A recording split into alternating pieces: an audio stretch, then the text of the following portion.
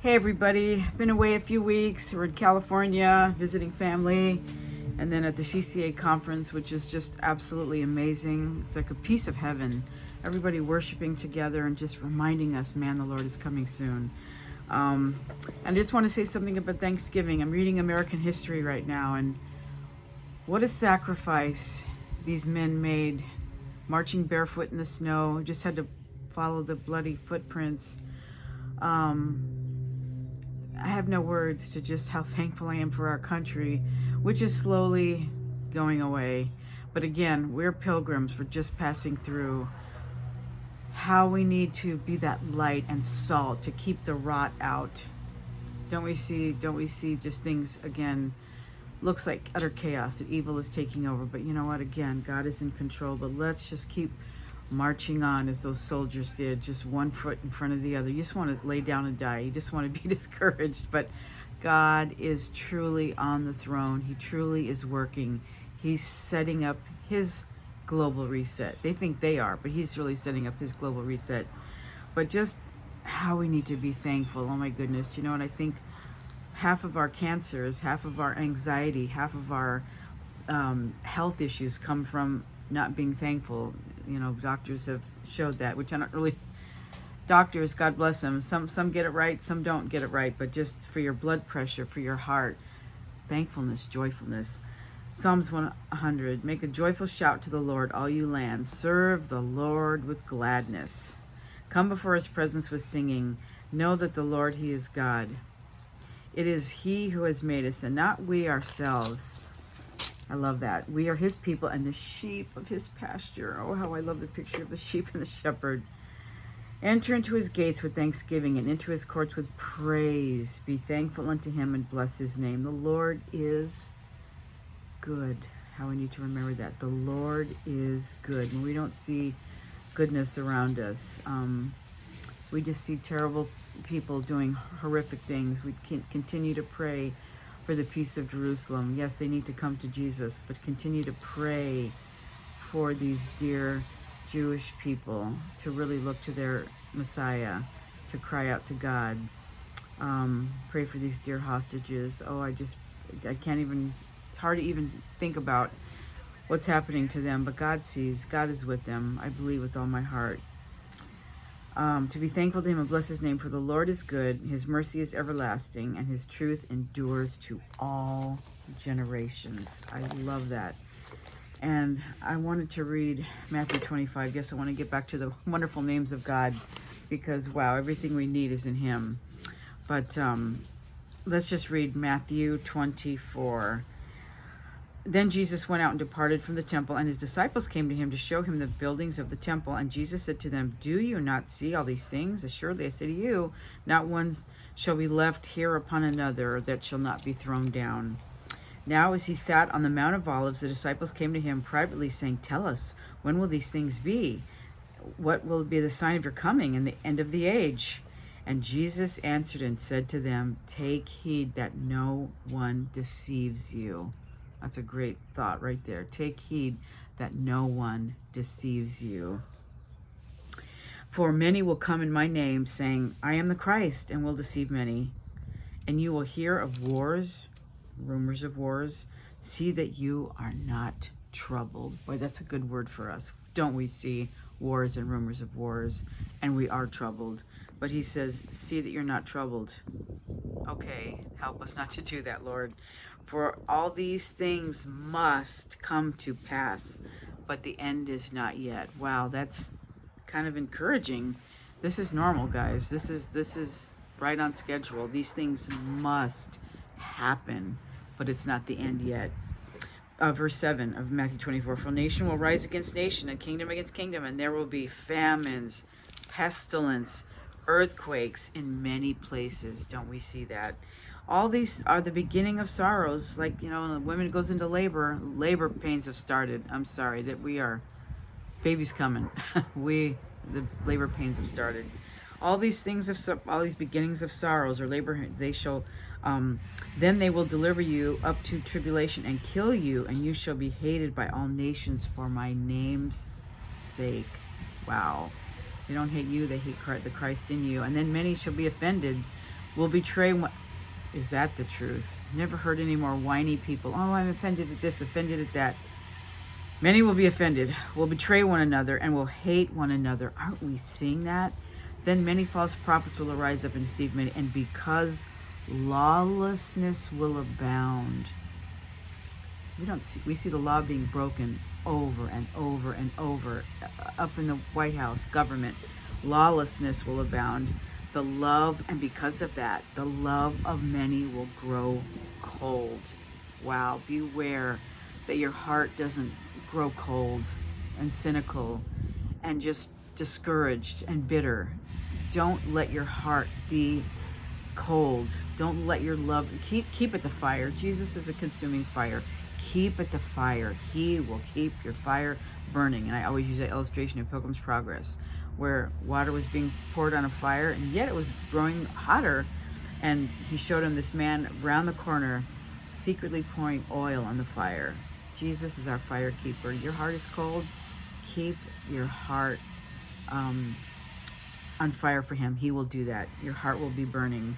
Don't let it grow cold, but he who endures till the end shall be saved. And who keeps us till the end? In the book of Jude. Read the book of Jude. I love that. He will keep you and present you faultless before his presence with joy. He will keep you from stumbling and present you faultless. Jesus will keep you till the end. And this gospel of the kingdom will be preached in all the world as a witness to all the nations, and then the end will come. And I have to say, because of now cell phones and technology, I'm sure there's people who haven't heard the gospel, but I don't know how many percentage now. If you're breathing, you probably have a cell phone. I think everybody pretty much has heard the gospel. So who are we waiting for? Hurry up and get saved. God just knows who's the last one. Therefore, when you see the abomination of desolation spoken by Daniel the prophet standing in the holy place, whoever reads this, let him understand. Then let those who are in Judea will flee in the mountains. And what that means is the Antichrist is basically going to turn on the Jewish people and just say, hey, I am your Messiah. He's going to deceive them. Verse 17, let him who is in the housetop not come down to take anything out of the house, and let him who is in the field not go back to get his clothes. But woe to those who are pregnant and those who are nursing babies in those days. And pray that your flight may not be in winter or on the Sabbath.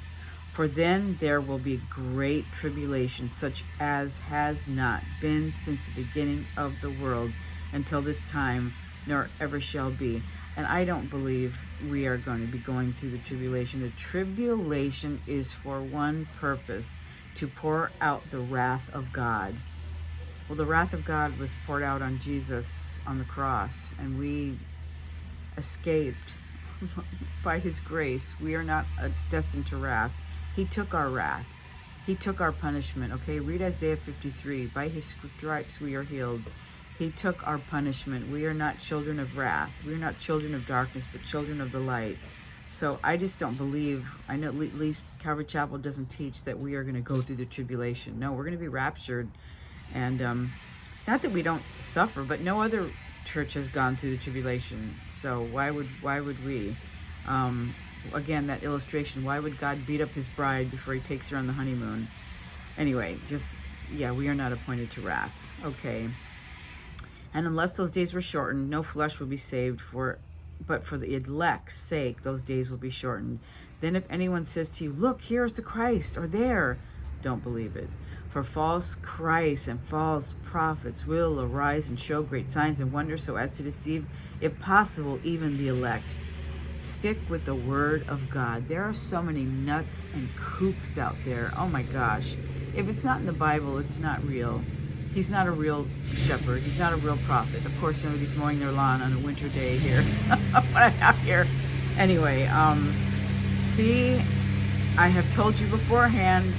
I love that. The Lord doesn't want you to be surprised. He doesn't want you to be shocked. He doesn't want you to be scared. He's telling us all this beforehand. See, I have told you beforehand. Therefore, if you say to you, look, he is in the desert, do not go out. Or look, he is in the inner rooms, do not believe it. Wow. Anyway, for as the lightning comes from the east and flashes to the west, so also will the coming of the Son of Man be. For whoever the carcass is, There the eagles will be gathered together. Immediately after the tribulation of those days, the sun will be darkened, the moon will not give its light, the stars will fall from heaven, and the powers of the heavens will be shaken. Then the sign of the Son of Man will appear in heaven, and then all of the tribes of the earth will mourn, and they will see the Son of Man coming in the cloud of heaven with power and great glory.